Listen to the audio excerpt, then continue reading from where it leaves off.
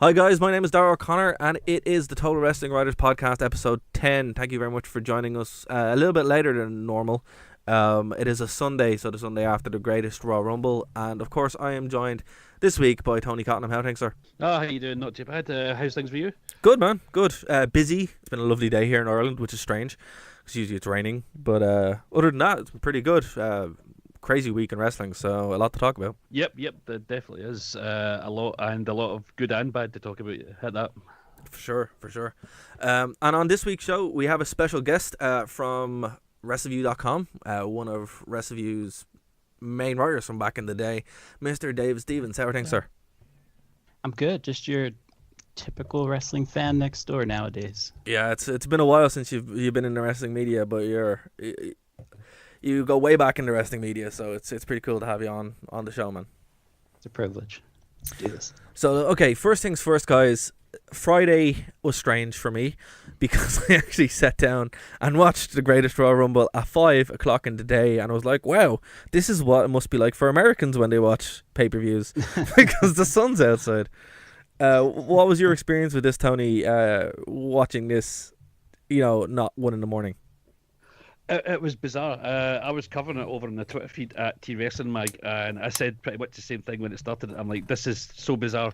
Sitting down with my evening dinner, watching wrestling live on the TV. It's like this is how the other half live, you know? Yeah, no, that's the first thing. I was just like, hold on, I have dinner here. I can actually see outside, and kids are playing, and the sun is shining, and it's not like a dark, dingy thing where you're like, man, I wish I was sleeping now. So it was actually kind of fun to see that, and to experience that. I was automatically conditioned the minute it finished and the WWE copyright thing came up. I'm like, right, bedtime. Oh, wait a minute, it's only 10 o'clock. Yeah, you're like, oh, I have the whole rest of the day. I get used to this. Maybe they should just host shows all the time over there. But the flip side of that... I don't know. Mine started at noon. So okay. It's a little even earlier than that. It was still sunny outside when the show was over. Wow. Well, what was your experience like that for that, Dave? Because obviously you guys get it at like show start at 8 o'clock over there. So, was it really different?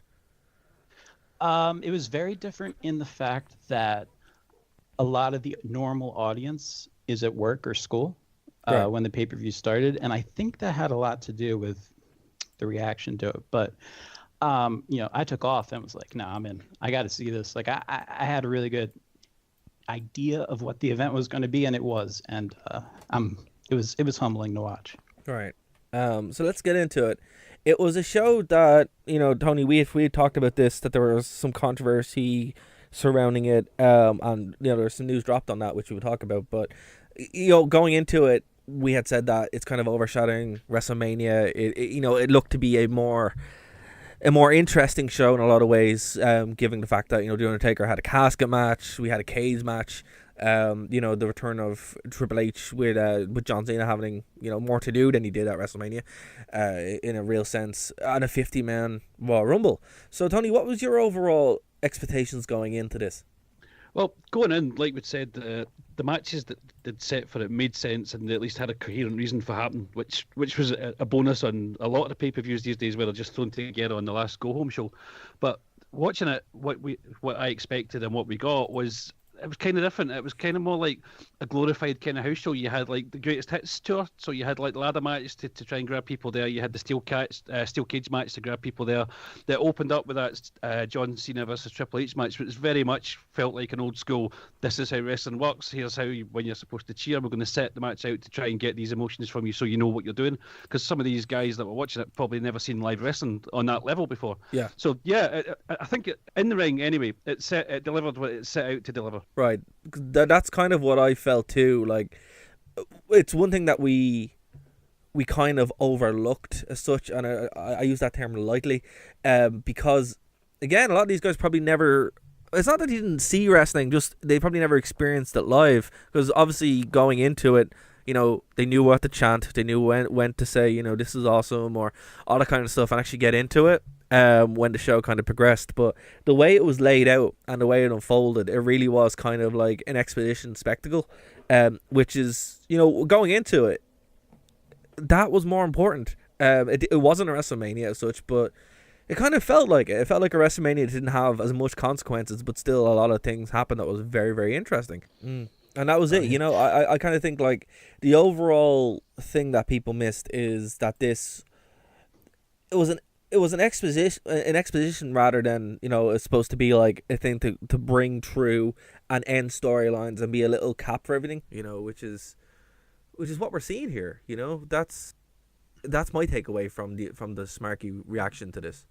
Yeah, everything was deliberately set out to show this is us, this is the best of what we do.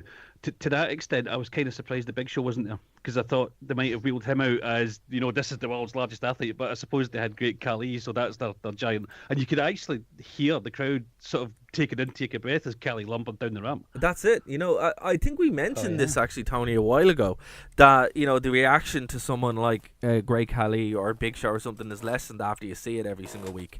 And these guys probably have never seen an athlete like that before. I've never seen someone of that stature before. So it's, you know, the name of this game, and the name of this whole show, a spectacle, change, the best of WWE, and that's what it was. You know, that was my takeaway from it. Despite everything else, everything that we said, Tony, going into it, everything that we had maybe criticized or whatever, and there was a lot of flack for this show, particularly for the reasons that you would expect. It was cool to see how they actually had this laid out, and I really liked the Kalisto match.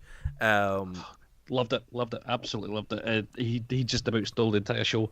It was a one-man barnstorming performance to you know, show off that lucha kind of style to an audience that had no idea. I mean, when it first started, they sort of popped for just a basic cartwheel, and you could just see that they had no idea what was going on for half of it because they couldn't keep track of how fast he was moving at times. Were you sad? Were you sad to see Cedric win?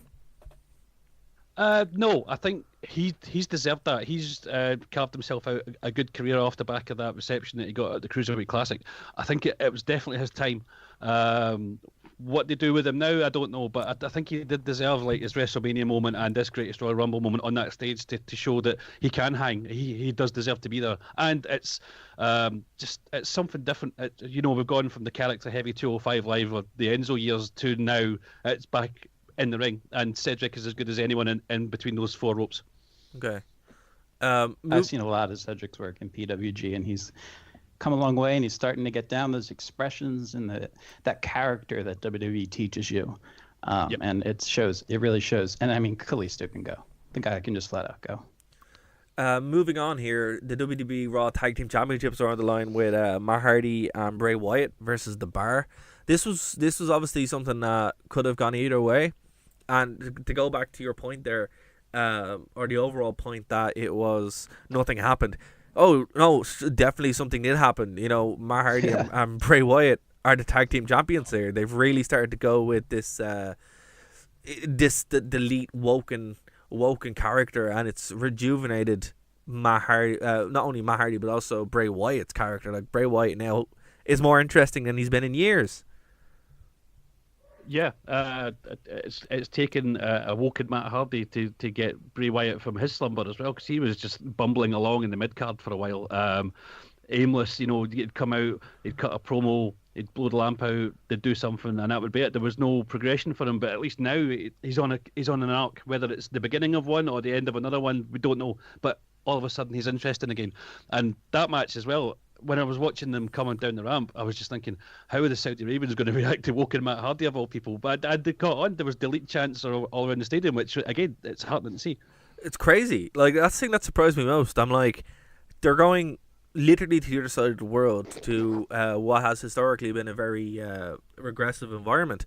And, you know, they know the chants. They know who to cheer for. They're aware of the product. You know, they're into the product.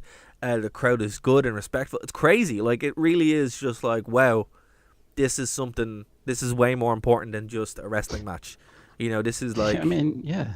That's it, you know? Respect. The Saudi Arabians are more respectful of the United States national anthem than it's sometimes received in America.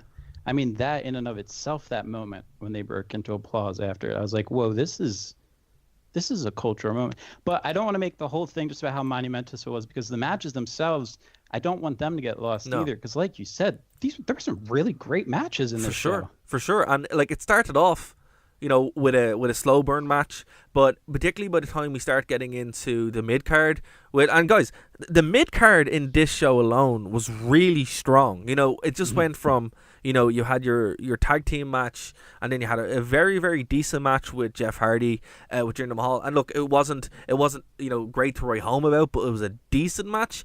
And so, I was happy enough with that. And then, a couple of matches later, we were in the ladder match, which, when we get to that, we will get to that, because, oh my God, what a match. What did you guys think of the, I don't want to call it filler, but it kind of was filler, with the Jeff Hardy match and the other tag team championship? I thought it was a fun match, Jeff Hardy-wise. The fans definitely really wanted to see him, and I think that's what it was about. Again, I was surprised that kind of match got that kind of pyro.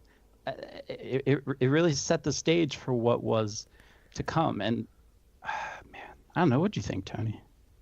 Yeah, it was a decent match. The one thing that has to be pointed out was that miss from Jinder when Jeff went for the top rope move. Totally missed it, and it was caught on camera so badly that even Michael Cole tried to cover for it. It's like, oh, maybe he's tried to play possum.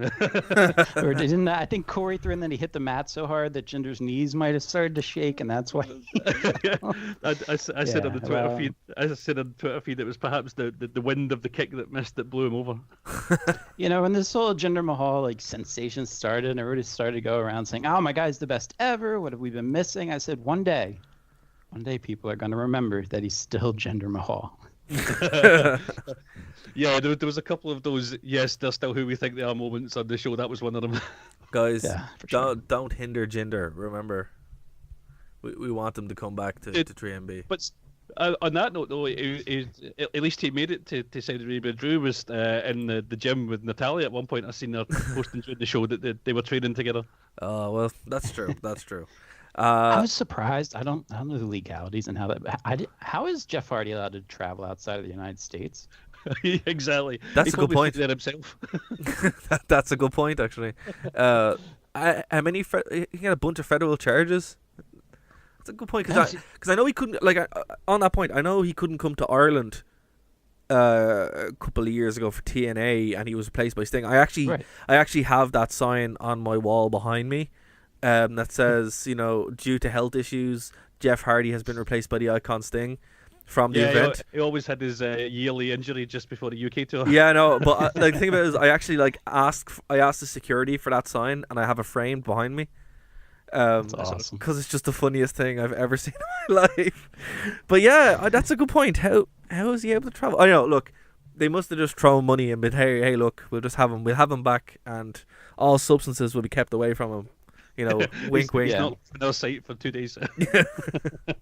I can't wait for the third quarter earnings report to come out so we can find out how much money was on this. What went into this event. I can't wait for those details. Millions. Yep. Millions and millions and millions of dollars. There's no way. Way.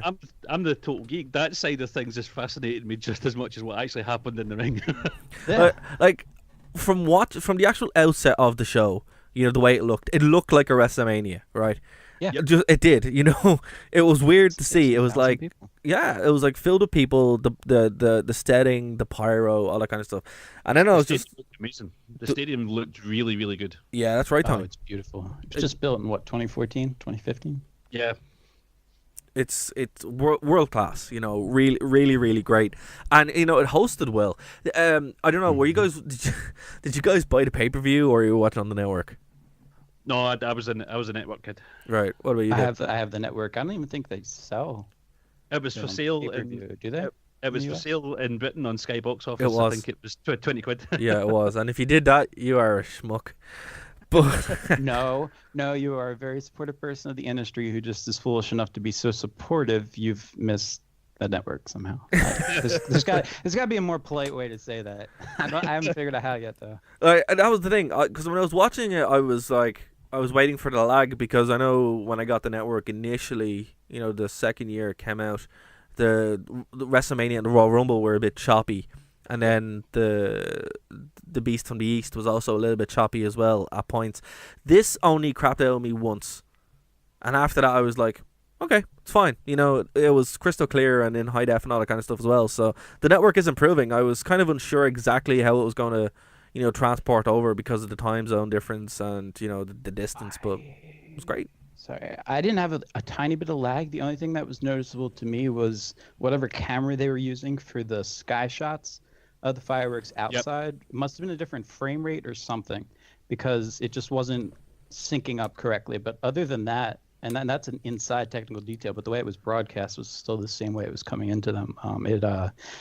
It played flawless. I mean, HD flawless. The network's the way to go nowadays. There's no, just no way around it. I just don't know why you would pay any kind of money for a Skybox office nowadays on a network. Like £25, Tony, was it? I think it was either $19.99 or $24.99. I know WrestleMania is usually $24.99. So that was scandalous. They were plugging this. It might have gone in the same kind of price band. That's almost 2 months of the network, like. That's an entire build to the NXT takeover. Yeah, it's just like no.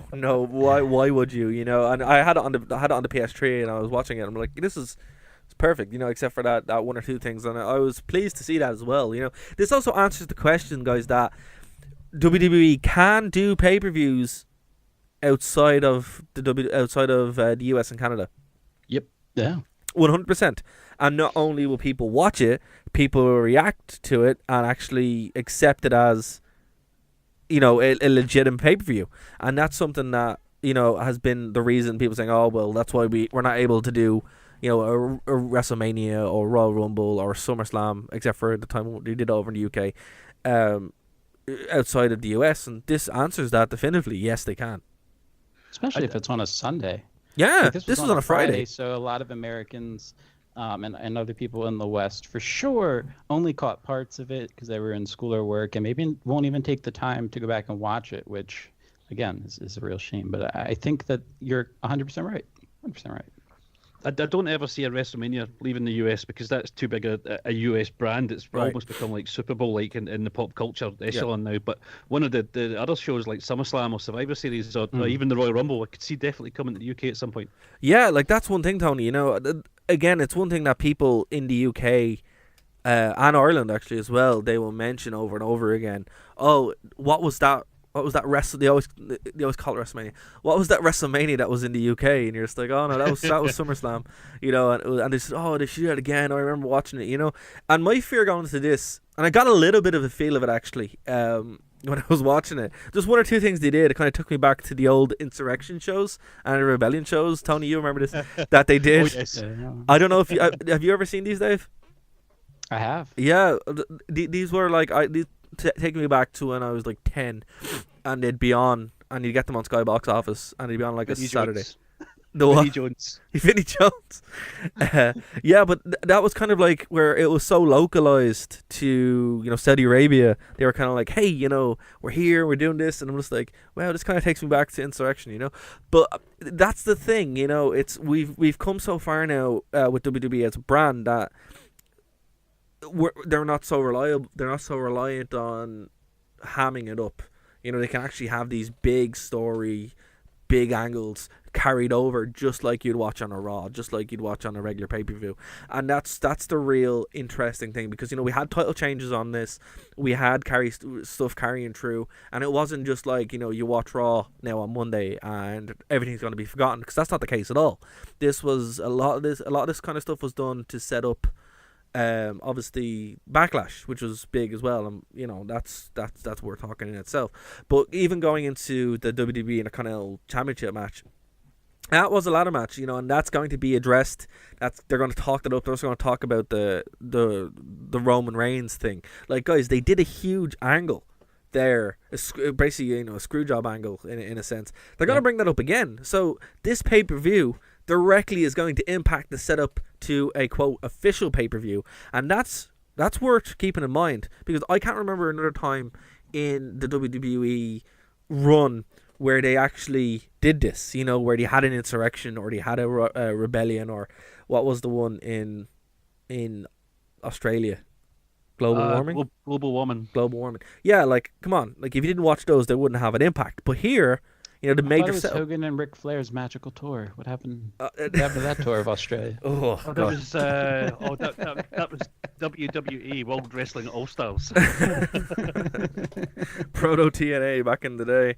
It really was. If there was no WWE, there wouldn't have been a TNA because Jarrett was on that tour, so he saw the money signs. Yeah. No, I remember that came to Ireland actually, and I think that was my first wrestling show, WWA in 2002. That's when I saw Sting for the first time in real life, But yeah, like that's what I mean. It was now everything that happened here they can actually tap into, and it's it's canon. So let's just go. But let's talk about this ladder match, guys. What did you think about Seth Rollins, Samoa Joe, The Miz, and Finn Balor in this ladder match, Tony? I absolutely loved it. I thought it was a very clever match the way it was laid out. Joe just came across as this unstoppable monster that only 3 men could stop. Rollins and Balor did the flashy stuff. Miz grounded the whole thing. Miz is vastly underrated in the ring these days. He's becoming like the true MVP of the WWE right now, I think. And that finish, the springboard onto the ladder with the look on Balor's face when they caught that from the camera on the other side, when he just watches Rollins jump into the shot and climb up the ladder, it was just absolutely perfect. That's another thing I was going to say, that the shooting of the show the entire night, there was so many really good camera shots all night. That was one of them where you just saw Rollins busted in from the side of the screen. I like that 100%. I thought that was such a cool match ending too.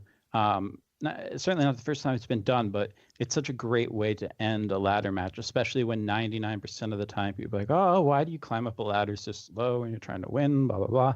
And Rollins just comes flying across the ring. It was, lands, grabs it, bada bing, bada bing. It was perfect. It was old school I just thought it was a great moment. It was old school kind of like Edge, Like also, the way Edge would do it. I've put thought into this. People coming after ladder matches and saying, God, I don't understand why the guy, if you're over 6 feet tall and you're over 225 pounds, you don't climb a ladder that fast in real life anyway. I thought this match was really realistic in the way that they did that particular aspect, which sometimes is hit or miss in ladder matches. I could vouch for that. I hate my feet leaving the floor. That's the thing. It's I think the way this was put together, The Miz, I am a big fan of The Miz now. I think he's really hit his stride in what he's doing. He's a fantastic character actor, character in general for the show. Overlooked in a lot of ways. People still kind of don't give him his credit. Finn Balor was very generic, I want to say. It was weird again, Tony. I was expecting him to come out with the demon. I don't know why he didn't bring that. I was like, really? It's just Finn? Okay, fair. Well, I suppose there's still while they're figuring out sort of the cultural aspects. Maybe you're not sure if the demon thing goes against their religious beliefs or something like that. So you play it safe the first time you're there, and you figure it out for the next time maybe. That's fair. Because that's one thing I was thinking about. At WrestleMania, it was weird that he didn't turn up. And then another show, which is like in other countries' WrestleMania, it's like he didn't turn up. It's like what? Is he eating crackers? Is that to say? Like, this is a pretty but to big. Go back to your earlier point of the Great Khali being an attraction, I think that's what they're trying to do with the Demon King, is to make that a special attraction that you might expect it at WrestleMania, but no, it's going to happen at the right time. Yeah, that's the thing, But like, I would expect it at a championship level, and this obviously was a championship, but again, it might just be 1-on-1 or whatever, but still, good match, just he was very generic, but, pulled it out, some great spots, very, very enjoyable. Seth Rollins, absolutely on fire, tip-top performance by Seth Rollins, and Samoa Joe, as you guys said, he is one of those guys where he's just going to destroy everything that moves, and the only way really to have that equalizer is have a ladder match. So it plays against him, but also doesn't weaken him in any way. So yeah, great match. Surprised to see Seth winning, but again, sets everything up. Moving forward is Shinsuke Nakamura versus AJ Styles. I have to say, I actually really enjoyed the way they did Shinsuke's entrance, where he had like the band kind of tuning up on the video. And then it kind of came out. I was like, oh, that's a cool way of doing that. I've never seen that before. They premiered it on SmackDown this past week, and the quote-unquote storyline reason is that Shinsuke wanted his theme changed or modified and had it done himself because he was tired of the WWE Universe singing along with him. Okay. I love that attention to detail for the heel turn. It's stuff like that makes me smile. That was good. Yeah, for sure. That was good. I like that. But it was fun. You know, it's something that hasn't been done in a while. You know, to have that kind of interaction between the actual stage and the performer. It's something we take for granted, but something that we also forget that. Yeah, hey, you know, it's an element we can use. It's not just the flashy light. You know, so that was cool. AJ, the crowd loved AJ. They would absolutely adored the guy. I couldn't believe it. I was like, AJ Styles, the biggest face of the night actually was AJ Styles in Saudi Arabia, which is so weird. Maybe I should move. I found my people apparently because I love America, but I was just like, is this happening? Like AJ Styles is, because that's something I was genuinely worried about. Yeah, are they even gonna? I mean, it's like AJ said before his Rumble debut. It's kind of how I felt like, are they even going to know who AJ Styles is, let alone... No, the Middle East loves AJ Styles. That was great. Yes, they do. And the match was great. The match was better than the WrestleMania match. It really was. 100%. I love the ending, too. I know people are going to say, I hate this guy. No, it was a great ending because Egg went to showcasing everything that the WWE does. It made sense as far as the stories and the characters. It's set up for Backlash, and none of that took away from the actual value and the actual moments in the match itself. The fans in attendance weren't upset by that ending. Yeah, which I think is important to note. That was something I'd said about the WrestleMania match, was that it felt like the first 20 minutes of an excellent match. This felt like the second 20 minutes of that same excellent match. So it's all building. It's all telling a story. It's all connected. The next match at Backlash is going to be like the rubber match, so to speak, and hopefully this is where all guns come out blazing. You know what this is like, guys? This is like Infinity War, the first part of Infinity War. You know, I haven't seen it. You haven't seen it? Okay, I'll just leave it. I'll just say I had a similar feeling where I'm like, come on. I want to see wrap up. The one thing with Shinsuke at the moment I'm really enjoying is on the Twitter. He's so right. We broke Dave. You clearly broke me. Yeah, it's so true. God bless Doctor Strange. On the Twitter feed when Nakamura, since he's turned heel, I have never typed "he's punched AJ Styles in the ding ding" so many times.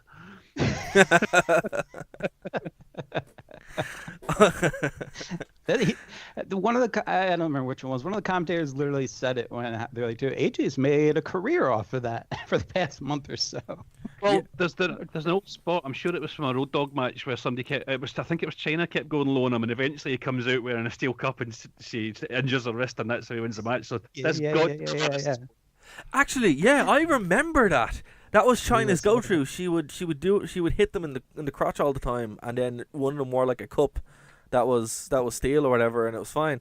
Yeah, you know. And who's your head writer on SmackDown just now? It's Road Dogg. Look, AJ, just have a sign. Good. AJ, use a cup. I don't know, but like the count-out victory was good. You know, it was different. I wasn't expecting it. I felt really bad for those lads at the commentary table. They weren't expecting it at all. They're just like, what happened? You know, AJ just flying into AJ and Nakamura just flying into the commentator team. Yeah. It's just like, okay. The one thing that worried me all night long was every time they went out the ring and they went round the side where the royal family was sitting, I'm like, there's an international incident just waiting to happen here. Yeah. If something goes bad. I'm like, okay, what are the rules here? Are they going to hand them weapons? Are they going to like ECW style? You know. Now, did the Saudi, or at least part of the royal family, enter during? Because they didn't show it on camera when they did. But I know the seats were empty at the beginning of the show and they were reserved for them. And there was a part during the early moments, maybe like 5 minutes into AJ versus Nakamura, where the fans seemed to get excited about something that wasn't happening in the ring for a couple of minutes. They were chanting something. And I didn't know if that's maybe when they were filing in, because then there was this moment where the crowd settled down and got hyper focused on the match and just was into every single forearm being thrown. It was crazy to experience. I had chills from the whole thing, but I was having chills of this is like AJ's getting this, like this is occurring. Anything that happens where he is received positively just makes me smile. Yeah. As a human being. It's so bizarre to hear a crowd of 70,000 odd Saudi Arabians chanting along with the "Boo Yay" forearm spot. Yeah, for sure. It's crazy, you know, and it's great as well because like this is what you want, you know. This is kind of the reaction we want. Where you know the smarky reaction is fun and all, but from a product standpoint, it takes away from it sometimes. And everyone was just like, yeah, super in, you know, booing the heels and then cheering the faces, you know. And it was great to see AJ just as the uber face going in. Both of the lads having a very, very competitive match. That you know moved the story along towards Backlash, which we'll either get the payoff or else, you know, something else will happen. But it's something that definitely wasn't a waste of time. And probably now is a good point to point out that it was. I apologize. I'm American. Don't yell at me for this. It was 82, 87 degrees Fahrenheit. So what's that? Like 28, 26, whatever it is. Hot, Celsius hot. in the ring Very while hot. it was occurring. Yeah. Like that is hot. Yeah. That is, and you have all those lights on you too. I mean, you wonder why somebody like Daniel Bryan can last so long on a Rumble. It's because he's had to wrestle in those types of environments. Not big scale, but in terms of like hot, you know, like humid, just brutal. No. And I think if the you added up, stamina some of these wrestlers had tonight was astounding. And AJ and Nak showed no signs whatsoever that they were in an unfavorable environment. it's a great point. I think if you added up the temperature for every day of the year in Scotland, it wouldn't reach 87 degrees. Yep. Same with Ireland. Even today, which was a nice day. On that note, guys, remember, if you want to pick up the subscription to the print magazine over at totalwrestlingmagazine.co.uk, you can. At the moment, it's £25 for 6 issues, or £12 issues for £40, which is a huge discount on the cover price. Don't forget to get in touch with the magazine over on Twitter, Facebook, and obviously through the website totalwrestlingmagazine.co.uk. Our Patreon is www.patreon.com/Total Wrestling Magazine, where the Patreons can receive a lot of fantastic awards, including exclusive content from the Godfather of Professional Wrestling, the Godfather of Professional Wrestling print media, Bill Apter. All right, so on to the next match, guys. The casket match. This is the first casket match I can remember in quite a while. Anyone know offhand what the last casket match was? What'd they say? 10 years? 12 years? Was it the WrestleMania one? That was the last time Taker was in. Was anybody else besides Taker been in one? Tony, do you know? I don't know. Well, for those watching or listening, rather, who've already Googled this and are laughing at us, Yeah. you're right. You got it. You got it. You nailed it. That's exactly when it was. Hold on a second. Rusev looked so good in this match. He did. To be fair, Taker did take the same bump, but he took a ton of bumps in this match, much more than I expected. I thought it was cool. He was a lot more active. I really did. He was a lot more active than he was at WrestleMania. That's for sure. It seemed to be a lot healthier, a lot more focused. The little video package that they played before the match was just spooky and really, really kind of sold. This is what Undertaker is. You know, actually, come to think about it, maybe this is the reason why they didn't have the Demon come out, because it's very similar to the Undertaker. Yeah, could be. Yeah, that just kind of occurred to me there, Tony. That's probably why they did it. But yeah, as you said there, Dave, you know, it's been a while since they had a casket match. It was kind of a tough sell, really, a tough match to build up without any kind of build up. But overall, it was enjoyable. I thought Aiden English coming out and on the mic was interesting. It was very fun. But overall, it was even Rusev Day in Saudi Arabia. Yeah. The last casket match was 23rd of November 2008. Undertaker beat Big Show at Survivor Series. Thank you, Tony. Wow, that's been like what, 10 years? Jeez. Yeah, 9.5. Wow, that's crazy. What's crazy is I learned today that you are only 1 month older than I am, Derek. Really? Yeah. Oh well, there you go. We're getting old, Dave. Yeah, you're welcome, listeners. So some of us are already old and just maturing now. Tony, look, once you own it, that's the most important thing. You know, See, I'm not 42. It's just the 21st anniversary of my 21st birthday. I like that. I'm gonna like file that one away for when I need it and be like, hey guys, check it out. But yeah, what did you think of the overall presentation of this casket match, Tony? Is it weird that they chose a casket match for Saudi Arabia? It's the Undertaker's signature match, so again, that introduces you to the legend of the Undertaker if you don't know a lot about him. What about Buried? It lends itself to sort of his imagery as well. But on that point, what about a Buried Alive match? Would that not be better? Well, I suppose you could do it with all the sand. You could do it with all the sand there, no problem. Yeah, like I don't know, it's just weird. Like I get that it's his imagery and stuff, but like I never was really sure which match was his. Was it the casket match or was it the Buried Alive match? I think the casket match was first. The Buried Alive match was the sort of Attitude Era, Russo era kind of addition to it. But yeah, that became more, I think, synonymous with him because you had that great shot where they buried him alive and the hand comes up out the dirt and the lightning bolt and stuff like that. You know, they credit him with Hell in a Cell as well. Now that I'm thinking about it, has any wrestler ever had more like quote unquote signature matches than the Undertaker does? It's a great call, actually. Triple H. Yeah, Triple H is everything. No, seriously. I think it is Triple H. I think he's had equal matches to Undertaker in Hell in a Cell. No, I just meant in terms of like. You got gimmick matches, different kinds of matches. Yeah, that are specifically like character driven. Oh yeah, well, the Undertaker. Yeah, I think he has the most to his name. Trying to think now. There was an absolutely beautiful shot again from the cameraman there when he was walking down the ramp and he gets to the ramp and he just sort of touches the casket as he's going by it and they caught blue light in the background. Yeah, it was absolutely beautiful. It's I got the chills from the Undertaker chills, and you guys know what I mean. Which you don't really get that much. I didn't get at WrestleMania. I thought the WrestleMania match was very, very meh. But this was very like, yeah, man. You know, he's really on tonight, and it's going to be special, despite it being a very, very random match. We've now reached the part with Undertaker where it's like anytime you see him, it's a bonus and it's a treat, and it doesn't matter what to some extent what kind of shape he's in the ring. He's the Undertaker. It's an experience. You soak it in because it might be the last time. Yeah, no, that's the truth. Not only the last time, but again. This was the first time for so many people in that stadium and in that country.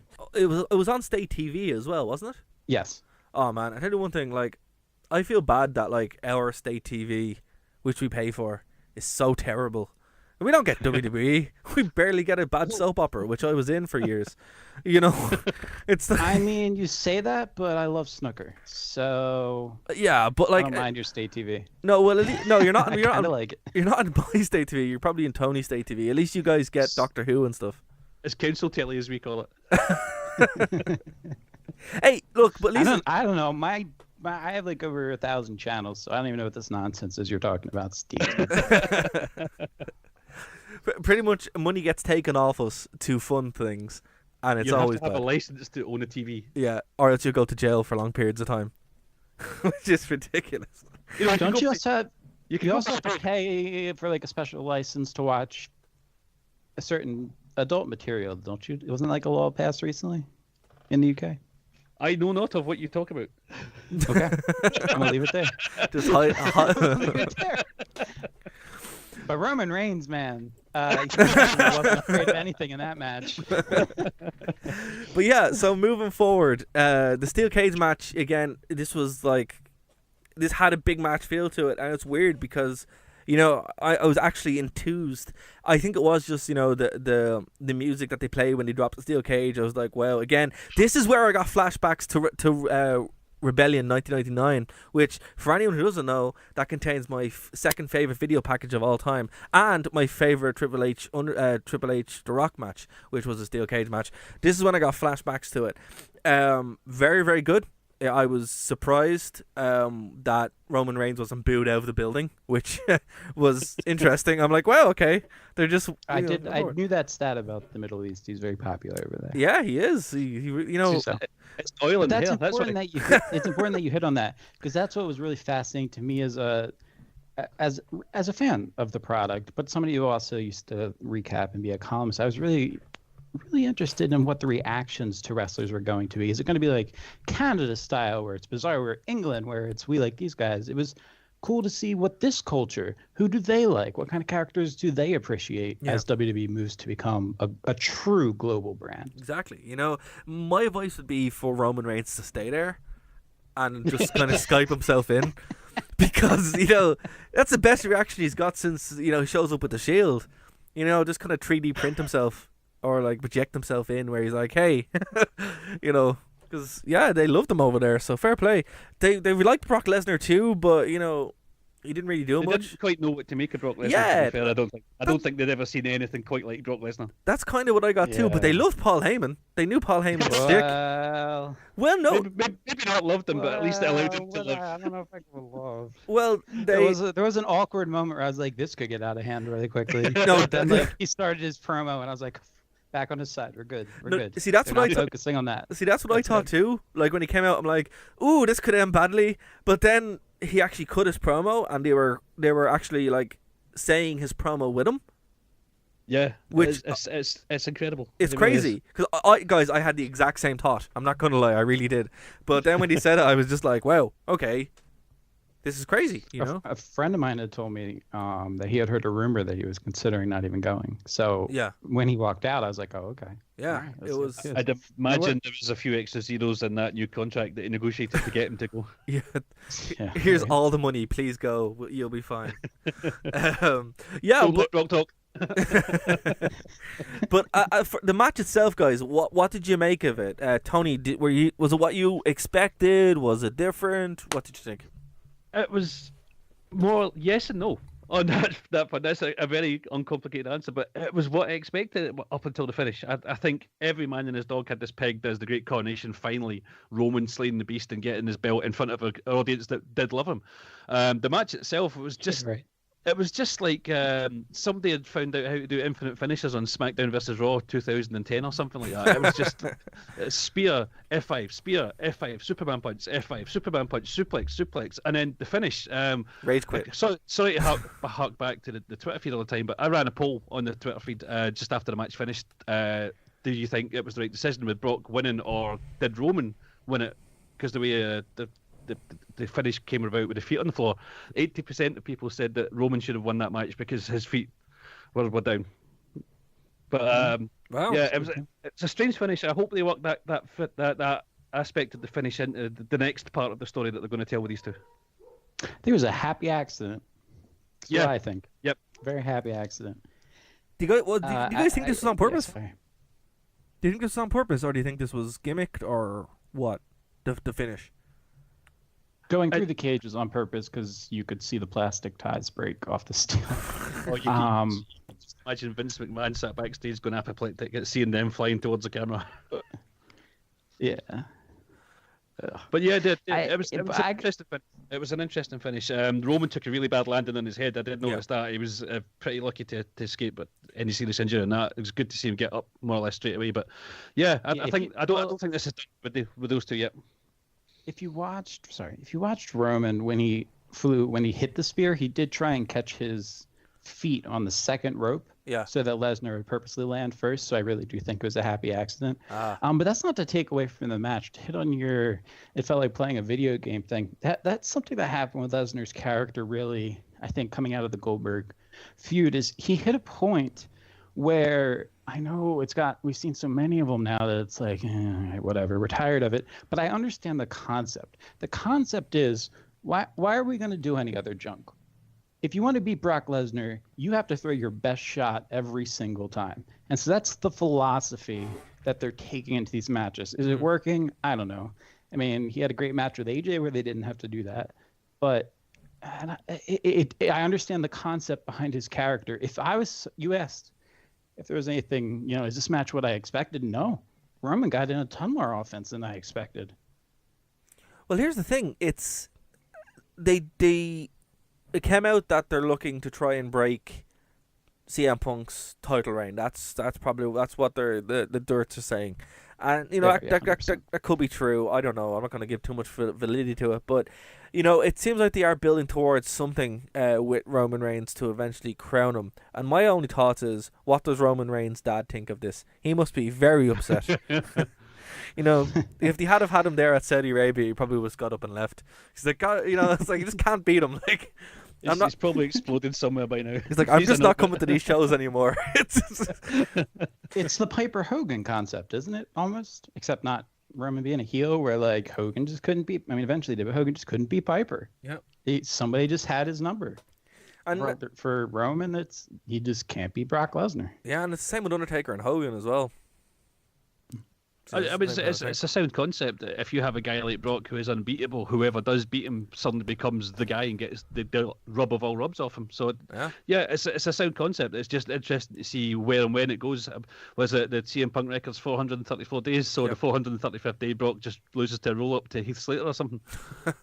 Yeah, so that's only what he's a month away, 2 months away from that. Nearly. He's only 390 now, right? Yeah. So you mentioned stats. And I can't possibly appear on a podcast without mentioning his name. And during the monumental WB Network special from Saudi Arabia that hosted 60,000 people, there was a Paul London reference. And the WWE and the independent fan inside of me jumped for joy anytime that man's name is mentioned on WWE. And that's such a great event, too. The greatest, some might say. Exactly, which brings us on to the next point. The greatest Royal Rumble. Guys, we actually found out what this was for, because up until this point we didn't know what it was for. The winner was to receive a Greatest Royal Rumble trophy and a championship title, which, as championship titles goes, was not the worst thing in the world, but was, you know, pretty goddish. But hey, you know, it is what it is. So, again, on the outset. Can you remind me though, Darragh? I just want to get a quick stat check. Sure. Which was the last glorified house show where they created a title? Yes, that's true. That's true, and a trophy as well. So I don't think. There were tournaments in the UK, but I wouldn't call them house shows either. Well, the European title. The European title would be the last thing. Cruiserweight Classic and the Cruiserweight Classic. Yeah, but that's what I'm saying. Yeah.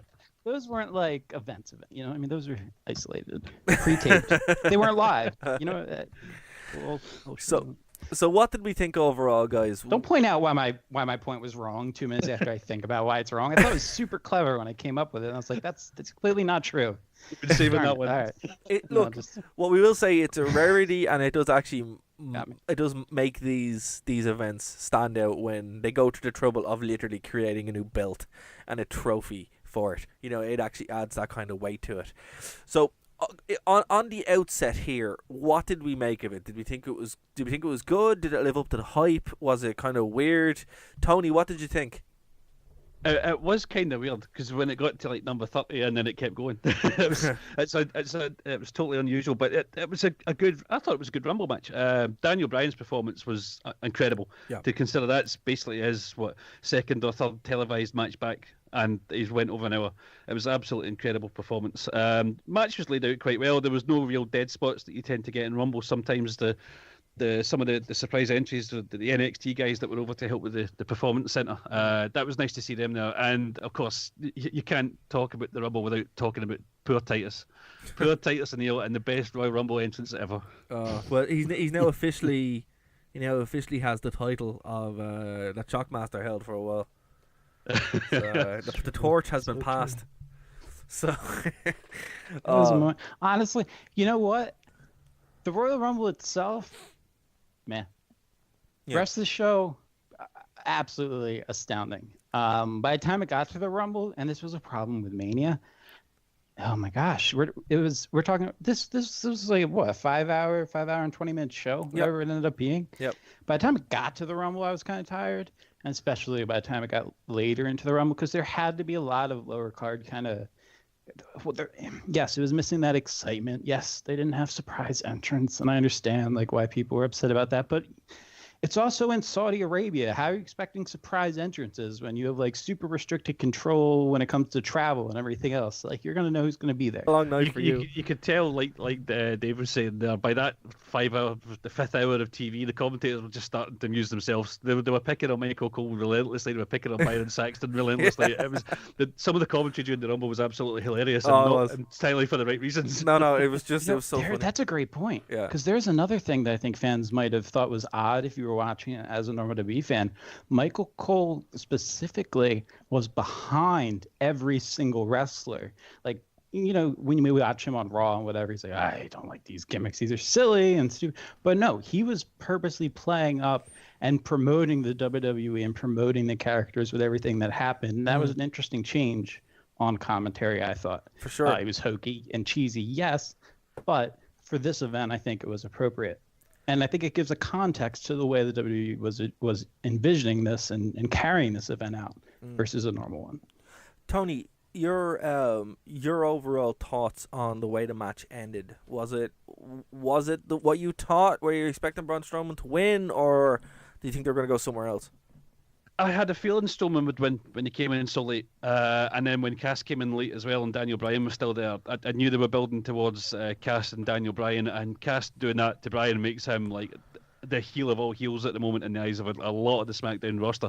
So, you know, mission achieved there. Again, it wasn't just about this match, it was about where you go from this match, and it achieved that. It carried on a lot of storylines, and Braun is like, he can do no wrong at the moment. He is I would say he's more being groomed for the top than Roman is now. Yeah.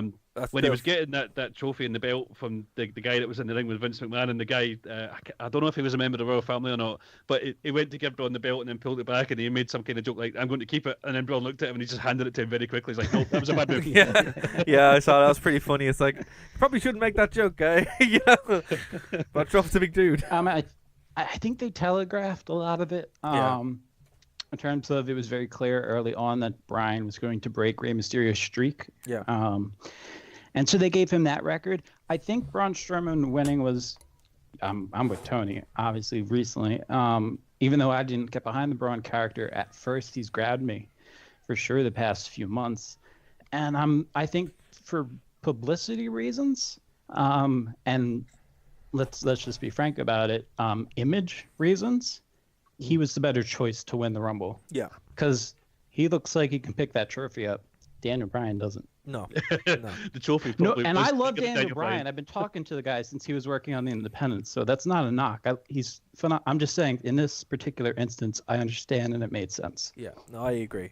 Overall, you know, I think although here's the thing about Braun Strowman in this event, he felt like a different wrestler than at WrestleMania. You know, overall, he felt like he was a different character. Yeah, he really was playing the sort of the happy-go-lucky white meat babyface on this one, where at WrestleMania he was just the usual Braun, didn't care, didn't, you know, give a damn, just rolled over everything that was going. He was out there and he was showboating with the fans. He was, he had more emotion on his face, you know. But Tony, on that point, like, he killed Shane McMahon. that was spectacular. That really was. Shane almost flew home on his own. Oh my god, like, that was unreal. But like, it was weird. It's like, because he was the white meat babyface, but then killed Shane McMahon. Like, it was just like, well, he's not moving. Like, there's no way, you know. It was some move. It was crazy. Fair play to Shane for taking it, but you know, absolutely nasty. And I thought the interesting point as well was Shane McMahon and Daniel Bryan. They had their little square off as well, where they had the mutual respect, but nothing came of it. I thought that was a nice little note that might come to something down the line. Yeah, and I don't know. I would say, like, I'd hope something like this becomes like a yearly event kind of thing. But you know, having two Royal Rumbles so close to each other is kind of weird. What do you guys think about that? Would you like this to be a yearly event? Do you think it was strange having two Royal Rumbles together, or what? Go with you, Dave. I totally get why they did this. There's already, I don't know if this is official, but whatever. There's already talks that he's expected to be back there in the fall for an event. Okay. So, I mean, we'll have to wait and see how all this fallout takes, you know, what happens. But I thought overall it was just good. I thought it was just a fun show, and it demonstrated what the WWE represents. And does it really matter? No, because the Rumble, it was about having that kind of match. And how do we make something special? We'll do 50 men. I'll say this. Do I want that to happen yearly? Do I want that to ever happen again, ever in my life, that I have to sit through 50 entrances for a Royal Rumble? No. As an emphatic no. Just no. Well, can't wait till the Greatest Survivor Series with 20-man teams. That's what I was thinking too. Or the Greatest Hell in a Cell match where it's everybody. We like the old triple cage from WCW. That's exactly what I was thinking. Just gonna have to climb up. There's a taser up top if you guys can get up there. The only guy who we wasn't in that Rumble was David Arquette. Oh, they bring up David Arquette. It's like former world champion David Arquette. He hands you the belt at the end. Oh man. Anyway, guys. Overall, what would you give the show? A letter grade. For all that I was complaining about it, I think a lot of that is to do with length. I really hate these 5-hour-long super shows that they've now taken to doing. I think solid B, a good footing. There were things there that I would quibble about, but I'm a wrestling fan. That's what I do. Yeah, that's true. That's true. What did you think, Dave? Letter grade. From a standard wrestling show wise and what it was, I'm with Tony. That's the B. But that said, for this event and for what this event represented and for what this event pulled off, and the fact that there were multiple moments at the night where my hair was standing up or I was having goosebumps. I mean, this was an A. This was how you promote your company overseas and how you try and embrace new cultures and bring them into the fold. Yeah.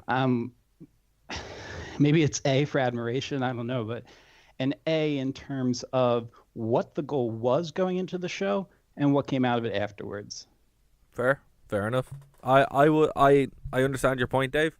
I would say mine would be either between a high B or an A. So in between the two of you. So like either a B plus or an A. You know, you find that fence and you sit there. Yeah. I'm going to be on a fence. But to be fair, it's a very narrow fence because it was a very good show. I enjoyed it. There was nothing on it that took me out of it. You know, it was from my perspective, it was better than WrestleMania as far as what it did and the different matches and that kind of stuff. You know, I thought it was very, very and the quality very of the matches. Yeah. You know, it kind of had a little of everything except women. But other than that, it was, you know, it was exactly what it set out to be. You know, it had the best of the WWE within the restrictions of the company of the country, and other than that, like, you know, it was the best snapshot of what the WWE is now for a foreign market, particularly a big foreign market like Saudi Arabia. Or, you know, and it would be cool to see something like this in India, something like this. But here's the reality of it. Unless India is going to pay the top dollar like they did, like Saudi Arabia did, that's not going to happen. But, you know, it will be cool. There's a very big difference when it's the WWE approaching a country and wanting to come in and do a pay-per-view or an event, or in this case, which is so vital to understand, that the Saudi Arabian government contacted the WWE and wanted to have this event. Yeah, as part of their what they do 2030 initiative, which is you know, big changes for Saudi Arabia, which is cool. You know, and you know, who knows what will happen in the future. But well, guys, we've talked over an hour about this thing alone, so you know, that's how important it was. I think we'll tie a bone it there for this week, guys. Remember, I appreciate that. And I do want to just add, thank you for letting me in particular talk about this, because I was disappointed by some of the Western reactions that this show got, and I think that you really need to step back. If you haven't watched the event yet and you've just heard some people talk about it online, go into it with an open mind, try and understand the context, and try and change the lens that you view wrestling from. Don't come at it from a smarky WWE or what happened backstage to make this happen. Come at it from a global lens. Come at it from a global perspective and what this means for history. Yeah, not just sports entertainment, but history. No, I'd agree on that, Dave. You know, and it's important to kind of look at things in different ways, which is why it was cool to have you on. I appreciate it. You know, Tony and myself are kind of looking for a third tag team partner, so it's kind of cool to have you in. Looking for I'm always a Skype phone call away. Third man, which side is he on? You know. if this is the Freebirds, I don't want to be Michael Hayes. Nobody wants to be Michael Hayes. Michael Hayes didn't even want to be Michael Hayes. I mean, I do like fanny packs. But that's, yeah, well, apparently there goes 90% of the people that were like, you know, there's some reasonable ideas. Like fanny packs, I'm out. It's just like, done. This is the line in the sand. But guys, remember, if you want to pick up the magazine and support what we do here on Total Wrestling Magazine, you can go over to totalwrestlingmagazine.co.uk and pick up 6 issues for £25 or 12 issues for £40. That's a huge issue. That's a huge discount on the issue cover price. Don't forget to get in touch with the magazine on Twitter, where of course you will be able to talk to Tony most of the time. Facebook, and of course through the website totalwrestlingmagazine.co.uk. Go over to the Patreon as well and help support what we do there as well. Guys, before we go, is there anything that you would like to plug? Tony? Oh, sorry, I was waiting on David going. No yeah, problem. I'll jump in first. As Darragh was saying, if you go onto the Twitter feed at TWrestlingMag, we do try and live tweet all the important big live shows that we can. We've got some live reports from shows that are happening near our reporters as well.